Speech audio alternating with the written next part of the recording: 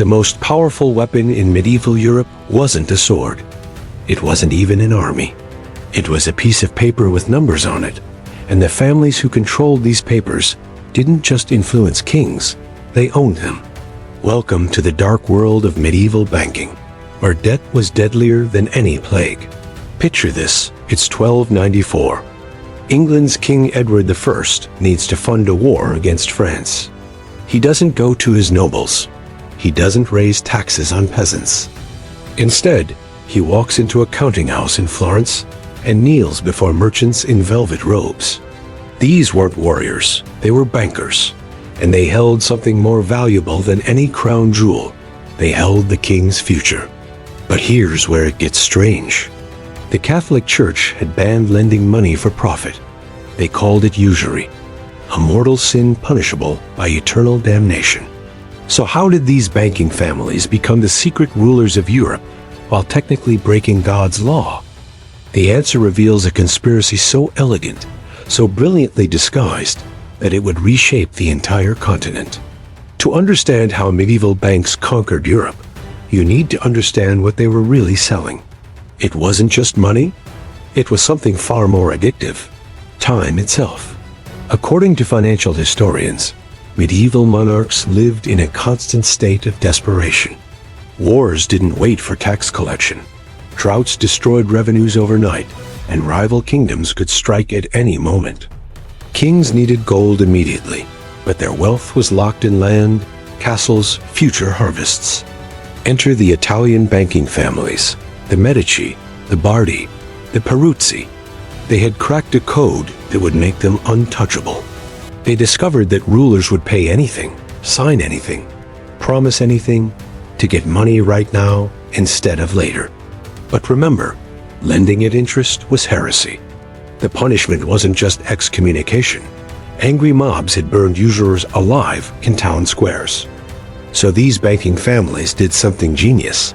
They didn't call it lending, they called it exchange. Here's how the scam worked, and it was so clever that even the Pope couldn't technically condemn it. A banker in Florence would give King Edward 1,000 gold florins. In return, Edward would promise to repay 1,200 florins, but not in Florence, in London, and not in Florence, in English pounds. On paper, this looked like a currency exchange, a legitimate business transaction. The profit was disguised as the difference in exchange rates between cities. According to records from the Peruzzi bank ledgers, they could hide interest rates of 30% or higher behind these currency conversions. The church couldn't prove it was usury, because technically the banker was just exchanging money between locations and currencies. It was the medieval equivalent of a legal loophole, and it made banking families wealthier than most kingdoms.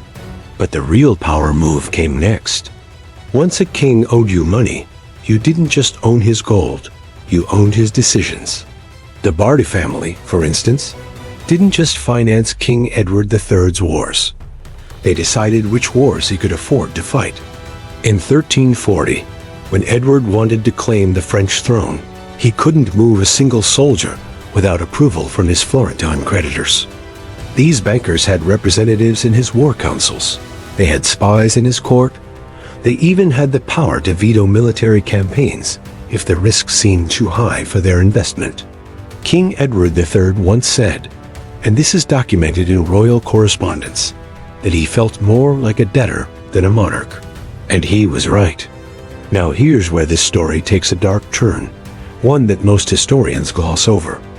The banking families didn't just control kings through debt, they controlled entire populations through something more sinister: artificial scarcity. Let me explain what happened in 1345, a year that changed Europe forever. The Bardi and Peruzzi banks had loaned massive sums to King Edward III, financing his wars, his court, his entire government. But Edward's wars were going badly. His income had dried up, and he couldn't repay his debts. So he did something unprecedented. He declared bankruptcy. He simply refused to pay back what he owed. This should have destroyed him politically, but instead, it destroyed the banks. The Bardi and Peruzzi families collapsed overnight. Their fortunes evaporated. Thousands of workers lost their savings. But here's the twist that'll make your skin crawl. This wasn't an accident. It was a calculated move by the other banking families. According to economic research on medieval financial networks, rival banks had been whispering in Edward's ear for months, convincing him that defaulting was his only option. Why? Because when the Bardi and Peruzzi fell, their competitors, the Medici family among them, swept in and bought up their assets for pennies. They consolidated power by destroying their rivals through the very kings those rivals thought they controlled. The crash of 1345 wasn't just a bankruptcy. It was a hostile takeover disguised as a royal default.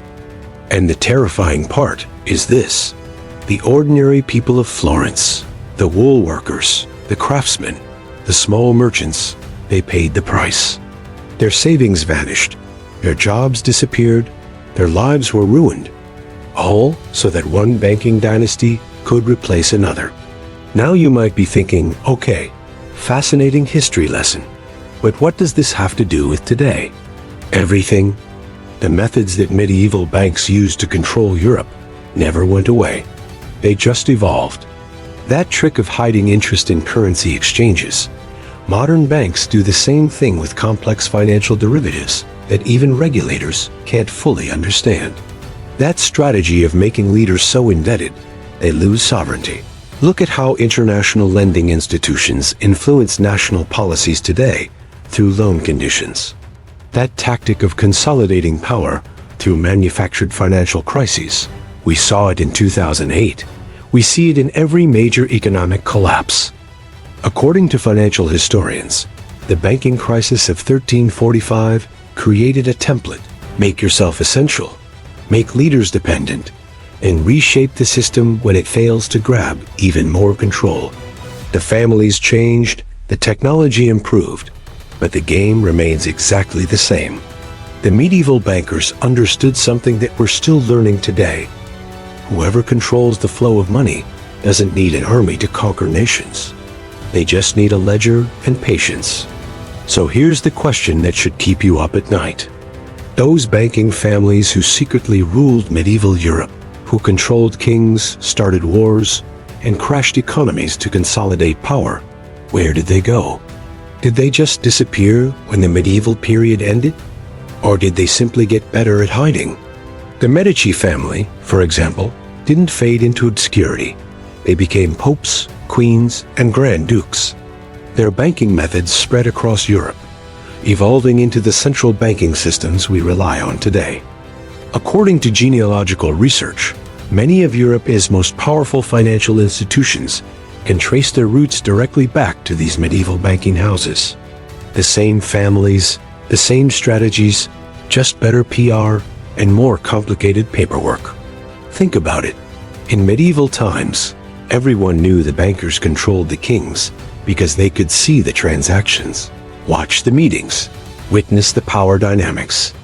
Today, that control is buried in derivatives, hidden in offshore accounts, obscured by layers of corporate structures so complex that even experts can't follow the money. So maybe the medieval bankers didn't rule Europe secretly. Maybe they were just more honest about it. The real question isn't how did medieval banks secretly rule Europe? It's this: if they ruled secretly then, how much more secretly do their descendants rule now? And are we even aware enough to ask?